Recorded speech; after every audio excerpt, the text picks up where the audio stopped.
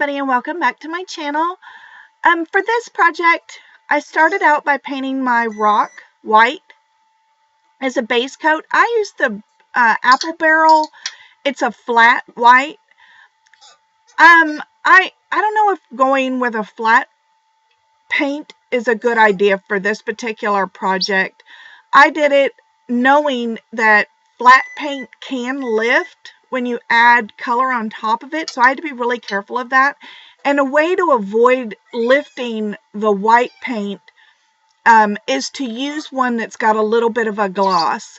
So a craft paint that has a semi-gloss, or even your more artist grade paints like Liquitex and things like that. But flat paint, if you're not careful, once you start layering colors on top of it, can lift. So I just painted the whole thing white, and like I said, just use whatever color you have available, but know that if it is flat, it could lift, because we are going to be using some supplies that I've never used in my tutorials before. So we're going to be using alcohol inks and glitter for this. I also do use my airbrush to do the black, the sky portion. The airbrush is really kind of the only way to get a really feathered effect, but you can use my blending techniques that I've taught in previous videos. You won't get as much of a feather effect, but you can still achieve the same kind of look. It just, the gradient will be a little sharper instead of as feathered as an airbrush can do. You can purchase an airbrush. You don't have to go with the expensive ones. They do make like a craft airbrush that's a lot cheaper that you can get off of Amazon. And this technique that I'm using requires no technique. All you have to do is be able to pull the trigger back and swipe a couple of times. So, but like I said, you can check my previous videos for when I'm talking about blending. There's several different methods that I go over.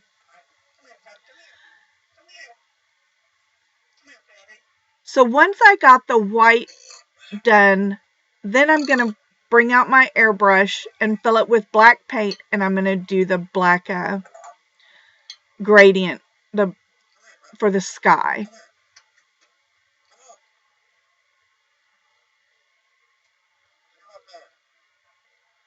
Do make sure you let your background dry really well. You want this background color, especially if you're using a flat matte color, you definitely want to let it dry.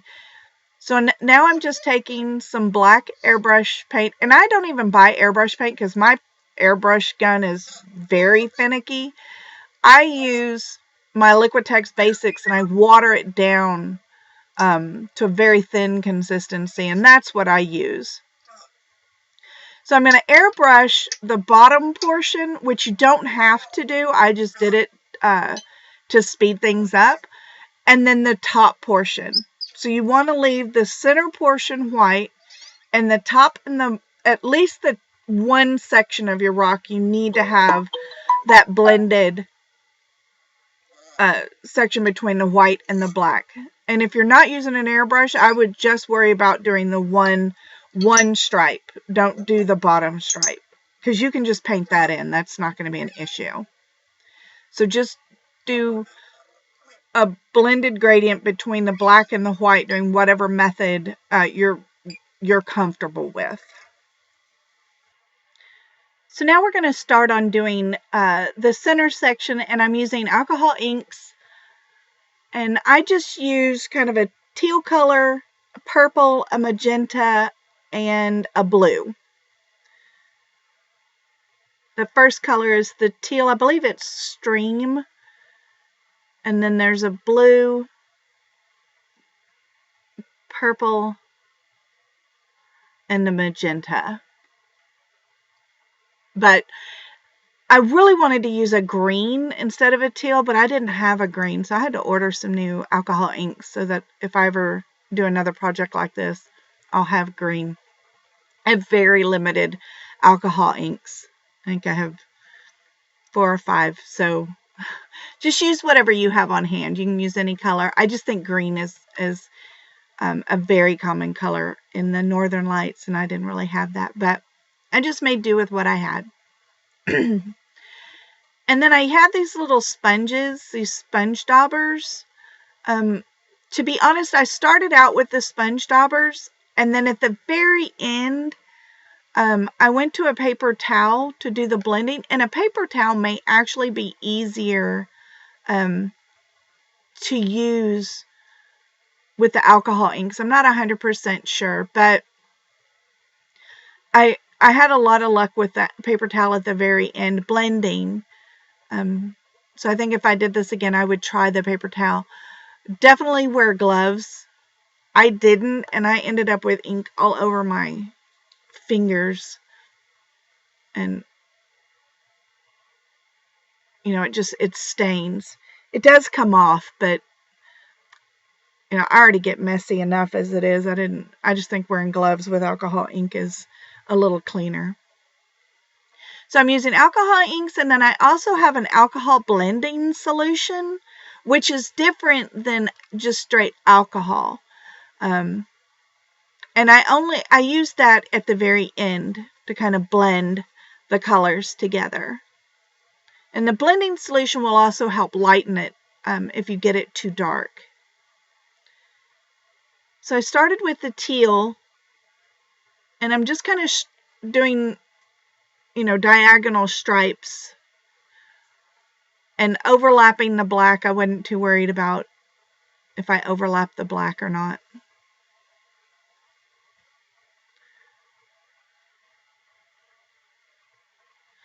And you can see on my finger how much it's already saturated in teal color.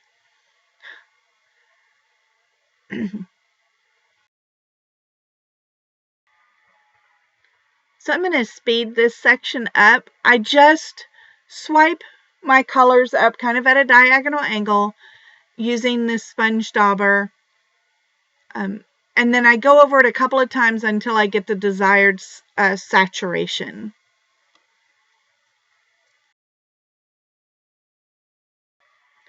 I also used a different dauber for each color.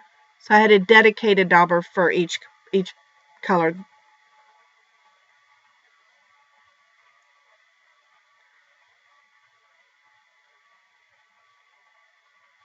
And I'm okay with the streakiness where some of the colors there's a streak of darker color. I felt like that lended to more of an organic feel to it, so I was okay with that.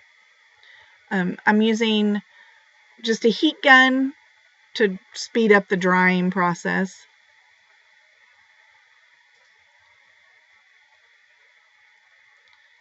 And I'm, again, just adding more layers of color until I get the desired saturation. I'm also overlapping the colors so there's a blend between a blend across all the colors.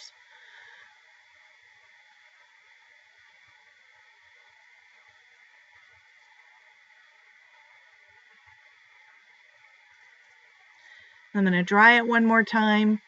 You can see how it's darkening up. Now I'm taking the alcohol blending solution and I'm just rubbing the paper towel. And this is where I use the paper towel and to help blend out the colors.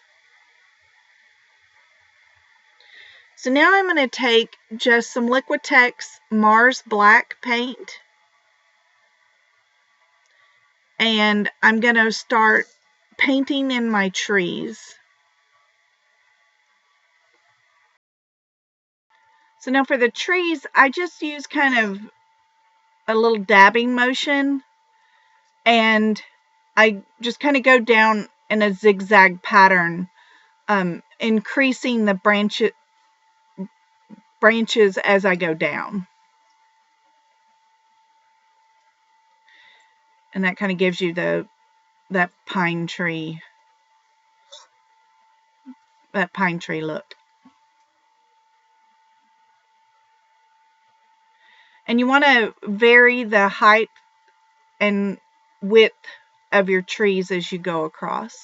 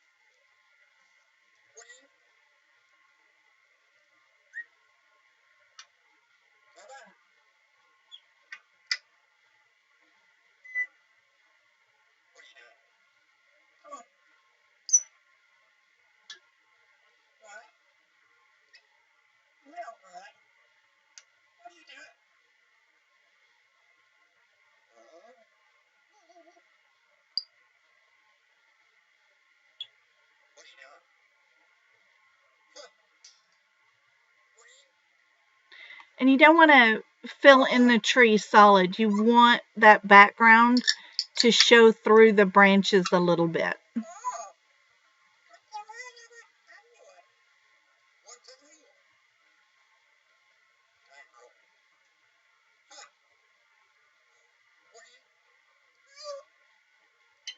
And I'm sorry, my bird is making so much noise.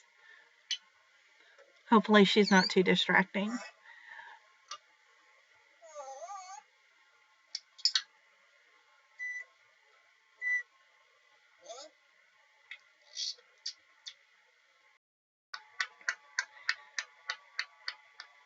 So once I get all of my trees painted in, I paint underneath the trees. I just go in and paint that all solid black. And then I'm going to go over the top section again with the airbrush to darken that back up, because some of the alcohol inks have lightened it. So I'm going to go back over that with the airbrush. Then I take a little bit of holographic glitter that is a mixture of chunky holographic glitter and then fine glitter that I got from Glitter Grand. They have really good glitter pricing. It's like $1.50 per ounce, which is the best pricing I have been able to find. And then I just sprinkle a little bit of glitter along. So I resined it with resin, mixed up my resin, and then resined the top and very thin on the sides. Then I went over it with the holographic glitter. I didn't, for some reason, that portion of the video didn't record. So I'm just trying to walk you through what I did. So once you've had the resin coat on top, you'll take just like a pinch of the holographic glitter and just sprinkle it through the sky. And it's okay if some of the glitter falls down by the trees, but try to keep your bigger chunks of glitter by the sky. So if you have any that fall down into the tree line, I just took like anything pointed, like a needle or something like that, and I just slid them back up into the sky. I didn't want any of the big chunks of glitter below the tree line. The fine glitter below the tree line was fine. It just makes it look like you can kind of see the stars sparkling through the trees.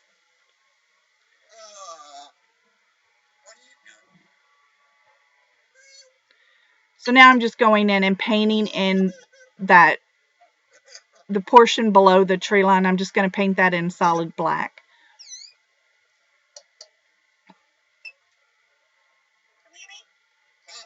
And I'm just going to speed up this portion.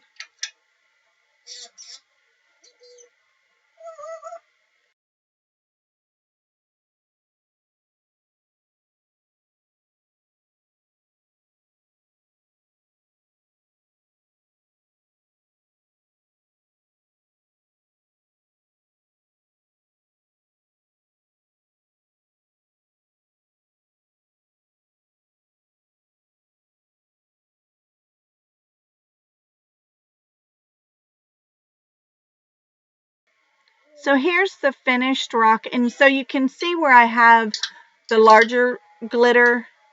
You know, I have a couple of pieces of large glitter and then the fine glitter. And you can tell that I slid those larger chunks of glitter up into the sky portion. And then you're going to see, I'm going to show you here, right here, I just kind of rotate the rock so you can kind of see the amount of glitter. It's very little bit of glitter on there. The rock still needs another coat of resin on it. But it's so pretty, that holographic glitter just really kind of adds that finishing touch to the rock. So I'm sorry that that portion didn't record. That's always really frustrating. I hope you enjoyed this video. If you did, hit like and subscribe. And don't forget to share with all of your friends. And I will see you in the next video.